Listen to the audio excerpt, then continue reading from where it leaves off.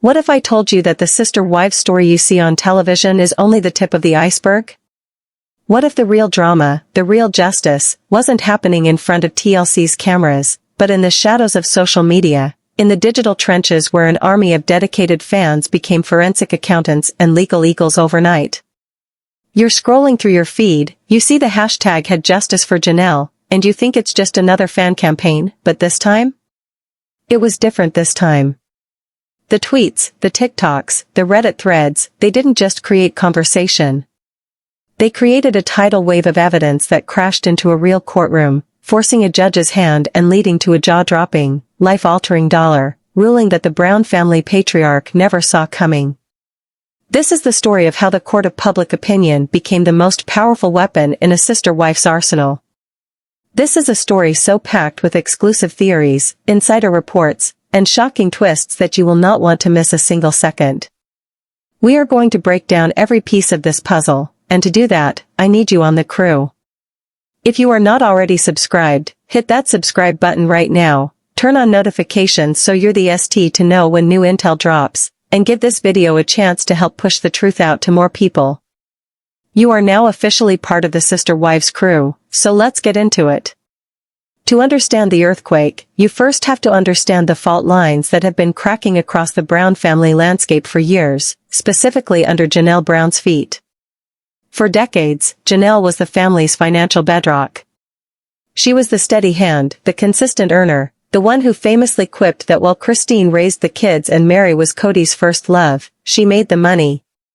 She poured her life, her youth, and every paycheck into a communal family pot. A system built on faith, trust, and the promise of a shared future. It was a spiritual covenant, a promise that they were all in it together, building one large, unified family kingdom where everyone would be cared for in their old age. But as we all watched, that kingdom began to crumble, and the foundation of trust turned to quicksand. The move to Flagstaff was the beginning of the end.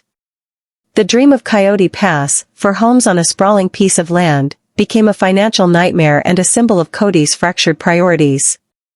Janelle, ever the pragmatist, saw the family hemorrhaging money on rentals and mortgages while their multi-million-dollar assets sat undeveloped. She was the one who made the bold, if not desperate, move to live in an RV on the property, a tangible effort to force progress to save money. To actually start building the future they had all been promised. And what was her reward? She was met with derision, neglect, and a complete lack of support from Kody. He complained about the logistics, he barely visited, and he made it clear that her Spartan existence was an inconvenience to his comfortable life with his favored wife, Robyn. This was the context simmering in the background when the first tremors of the Justice for Janelle movement began. It didn't start with a lawsuit. It started with a whisper. A report surfaced on a smaller, deep-dive Sister Wives Reddit forum. A user claiming to have a friend who worked in the Flagstaff Municipal Planning Office posted a cryptic message. It said, "Don't just look at the land, look at the water. Something's not right with the water." Initially, it was dismissed by many as a baseless rumor, but for a dedicated few, the online sleuths, it was a breadcrumb. They started digging. Not into real estate deeds, not yet, but into utility applications and permits for the Kody Pass property. They were looking for anomalies, anything that didn't align with the family's on-screen narrative. What they found was subtle but significant. According to this exclusive theory, which started gaining traction, the primary utility and water rights application for the largest, most viable parcel of land on Kody Pass, the one with the trees, the one everyone coveted, was not filed under the family's collective LLC, Brown Family Holdings. Instead, it was filed under a different, newly created entity, an entity no one had ever heard of before. This is where the story takes its first sharp turn. The sleuths, their curiosity piqued, pivoted from the planning office website to the Arizona Corporation Commission's public database.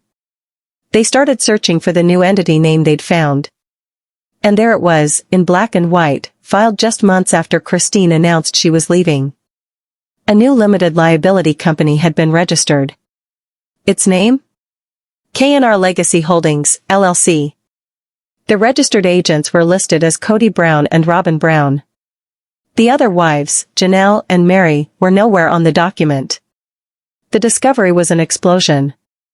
It spread from that small Reddit forum to Twitter within hours.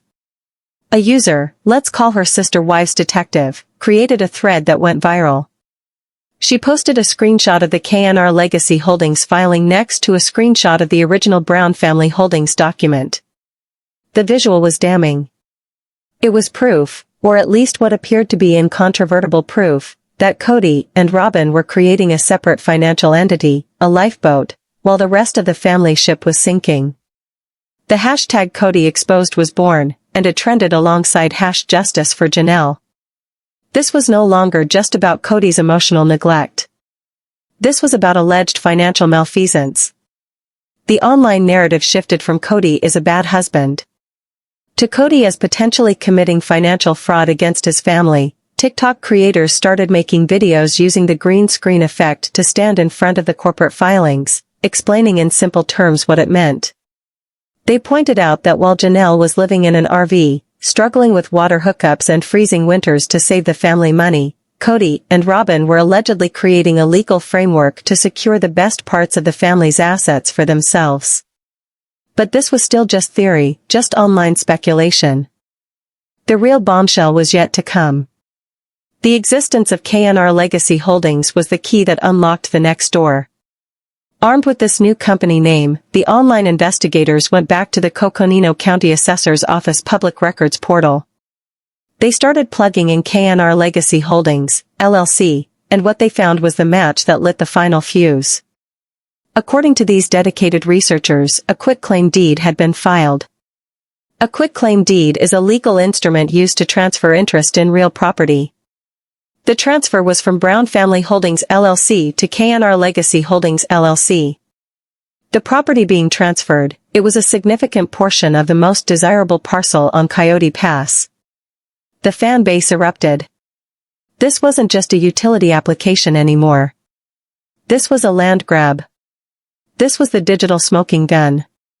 The theory, now backed by multiple publicly verifiable documents, was that Kody and Robyn had legally transferred a portion of the family's shared land into their own private company, effectively cutting Janelle and Meri out of a piece of the asset they had all worked for years to acquire and pay off.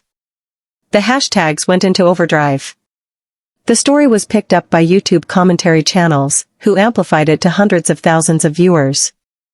The pressure was mounting, and it was all happening in the public square of the internet. Now let's pause and consider Janelle's perspective in all of this. She had officially separated from Kody. She had moved into her own apartment in Flagstaff, establishing her independence. She was, for all intents and purposes, a single woman building a new life. But the financial ties remained. Her entire life savings, her retirement, was entangled in the Gordian knot of the Brown family's finances and the unrealized dream of Coyote Pass. For years, she had operated on trust. She handed over her paychecks, believing in the one family principle. She never demanded a detailed accounting. She never hired her own lawyer to oversee the family's real estate transactions. She trusted her husband. But now she was seeing what the rest of the world was seeing. Her own children were likely sending her the viral tweets, the TikToks explaining the corporate filings. Imagine her sitting in her new apartment, watching a year-old on TikTok with a username like Sister Weaveslith break down the potential financial betrayal she was facing, using public documents as evidence. The humiliation, the anger, the terrifying realization that her trust may have been catastrophically misplaced. This is where another insider report comes into play, one that is crucial to understanding why this went from an online campaign to a legal battle. A source allegedly close to one of Janelle's children began leaking information to a prominent Sister Wives Instagram account. According to this source, the final straw for Janelle wasn't the discovery of the LLC or the land transfer itself. The final straw was a direct financial demand from Kody. The report claimed that even after their separation, Kody citing the family's ongoing financial obligations and the spiritual covenant they still shared demanded that Janelle continue to contribute a significant portion of her income, including her earnings from her new independent ventures and her TLC contract, into the family pot, The same family pot that he was now allegedly siphoning assets from into his private company with Robyn. This was the ultimate hypocrisy. He wanted her to continue funding a family that no longer included her in its future plans. He was, in essence, demanding she pay for the construction of a kingdom in which she would have no throne, no home, no security. This report, though unverified, spread like wildfire because it felt so plausible. It aligned perfectly with what Kody Brown viewers had come to know, a man who talked about family loyalty and sacrifice, but whose actions seemed to primarily benefit himself and his favored wife. This alleged demand was the point of no return. The court of public opinion had already tried and convicted Kody online. They had gathered the evidence, presented the case, and delivered a guilty verdict in the form of millions of impressions, shares, and comments. Now, fueled by this final alleged insult, Janelle Brown decided to see if a real court of law would agree. The first official sign that this was escalating beyond social media drama was a process server. Another exclusive theory, originating from a Flagstaff Locals Facebook group, claimed that Kody Brown was served with legal papers while leaving a local coffee shop with Robyn. The post described a stunned Kody looking at the papers in his hand as the server walked away. Within an hour, a blurry photo of Kody holding a manila envelope, looking angry and confused, appeared online. It was impossible to verify, but it was enough to add fuel to the inferno. Soon after, the official filing became public record and the online sleuths were the first to find it and share it. It was a petition filed in the Superior Court of Arizona in Coconino County. The petitioner, Janelle Brown. The respondent, Kody Brown, along with Brown Family Holdings, LLC, and KNR Legacy Holdings, LLC. This was not a simple divorce filing. Spiritual marriages are not legally recognized, so there was no marriage to dissolve. This was a civil suit. It was a petition for the dissolution of a partnership and accounting of assets and restitution for breach of fiduciary duty and unjust enrichment. Janelle's legal team, a boutique firm in Flagstaff known for handling complex financial disputes, had taken the mountain of evidence gathered by the online community and forged it into a powerful legal weapon. The core of their argument was simple. For over decades, a domestic partnership existed between Janelle Brown and Kody Brown, operating as a single financial entity. Janelle contributed her income and labor in good faith, with the explicit understanding that the assets acquired would be for the benefit of the entire family partnership. The filing alleged that Kody Brown, as the de facto manager of these funds and assets, had a fiduciary duty to act in the best interest of all partners. The suit claimed he had breached this duty by fraudulently transferring partnership assets, namely the Coyote Pass property, into a separate entity for his and his other partner, Robyn Brown's sole benefit. It was a calculated legal strike that bypassed the messy questions of polygamy and spiritual marriage and focused purely on the cold, hard facts of money and property. The inclusion of the social media evidence in the legal process was groundbreaking. Janelle's lawyers initially were likely hesitant. A judge doesn't care about a hashtag. A viral TikTok is not a precedent, but they quickly realized the power of the online narrative wasn't in its emotional weight, but in its organizational brilliance. The fan community had created a perfect chronological timeline of Kody's hypocrisy. They had compiled every on-camera statement he'd ever made about the family and the family culture.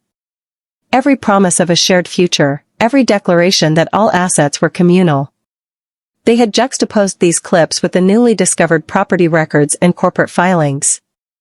The lawyers presented this not as primary evidence, but as supplementary evidence, a Rosetta Stone to decipher the defendant's intent.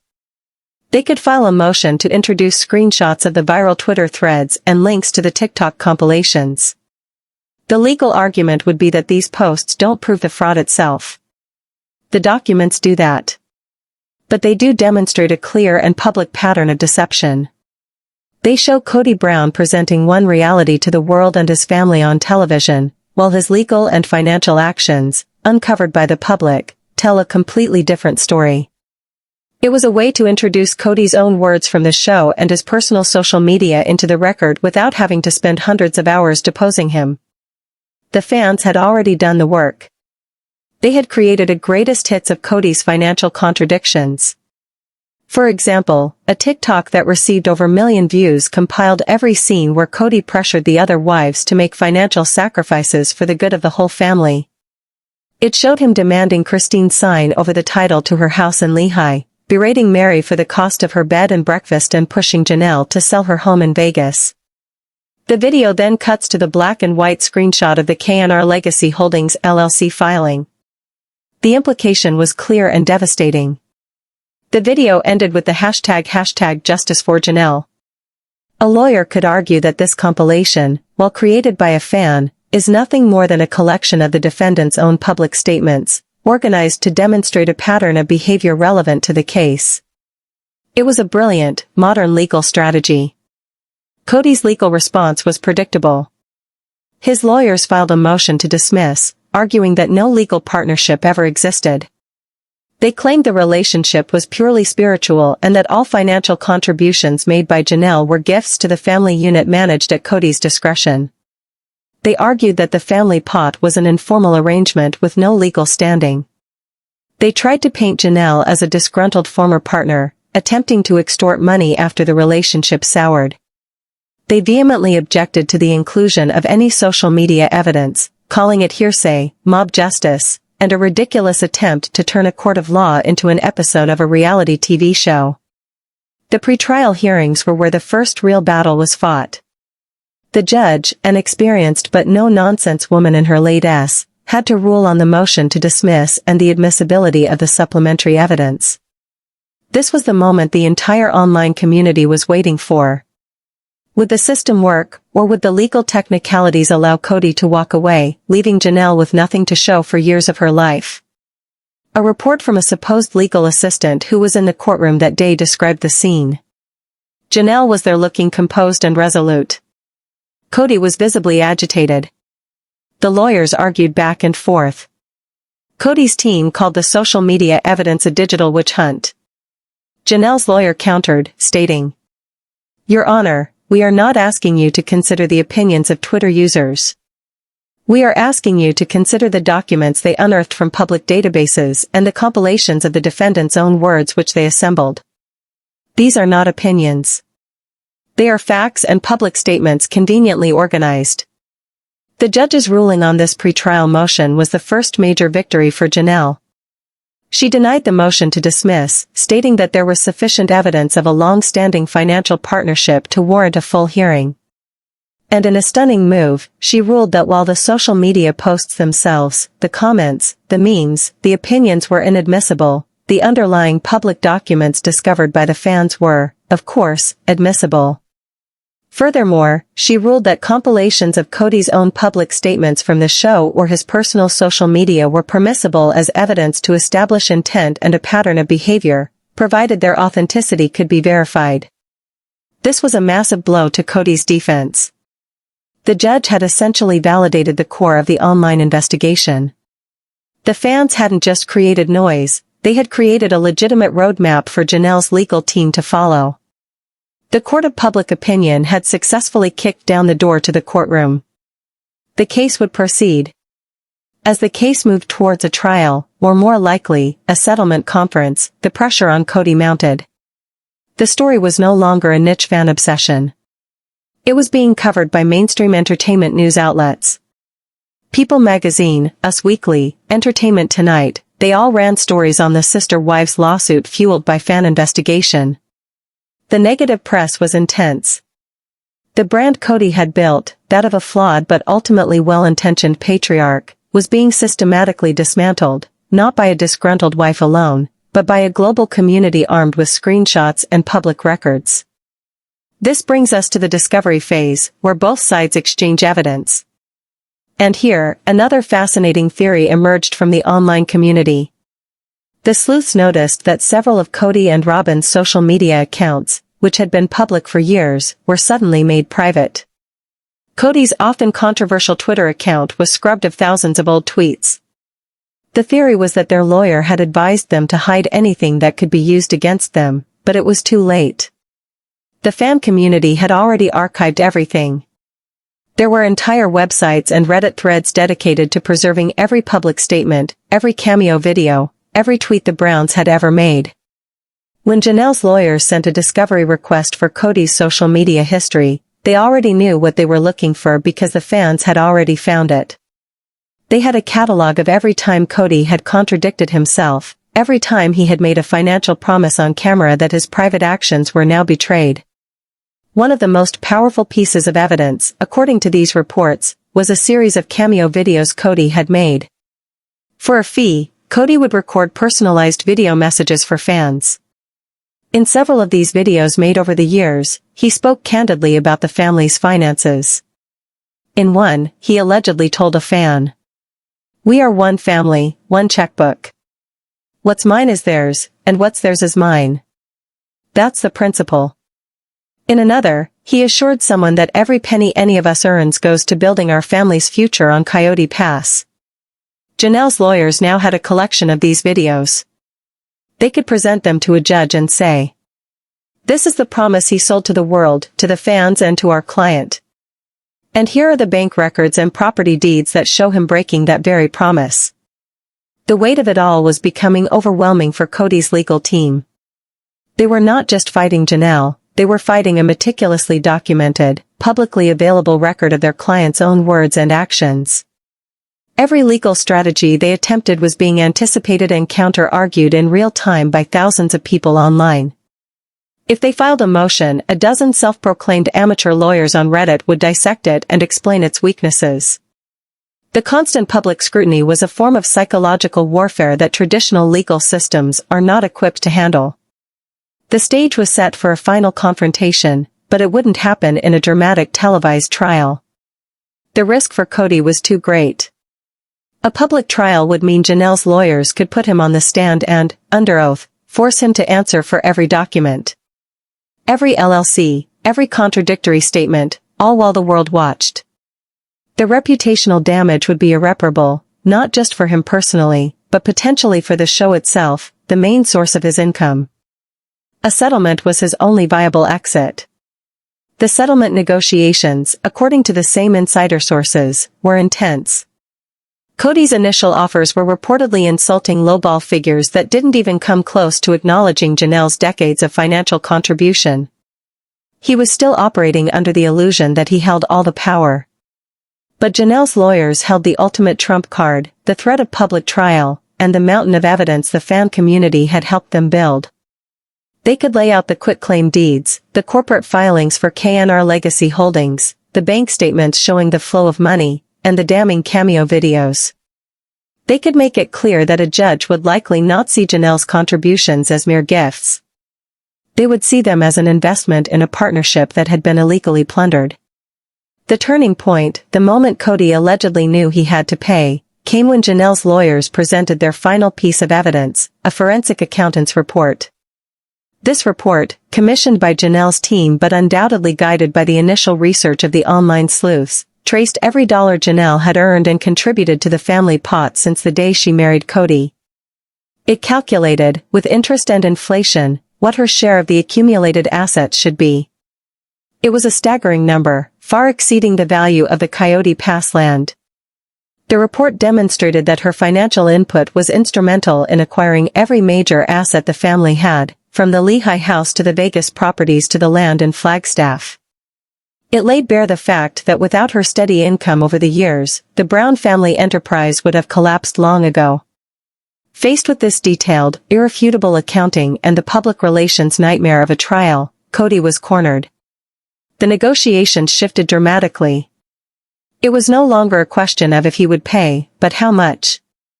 The final number had to be significant enough for Janelle to walk away and build a new, financially secure life, and for her lawyers to feel they had truly achieved justice for their client. It also had to be a number that Kody and Robyn could realistically pay without forcing the complete liquidation of all their assets, including their now infamous home. And that is how they arrived at the final figure, a figure that was about to be sealed by a judge's order and inevitably leaked to the very online community that had set the entire chain of events in motion. The verdict was in. Not from a jury, but from the back rooms of a legal negotiation forced by the inescapable power of publicly sourced truth. And the world was about to find out just how much #justice for Janelle was worth it. The final hours of the negotiation were, according to sources deep inside the legal teams, a master class in psychological brinkmanship.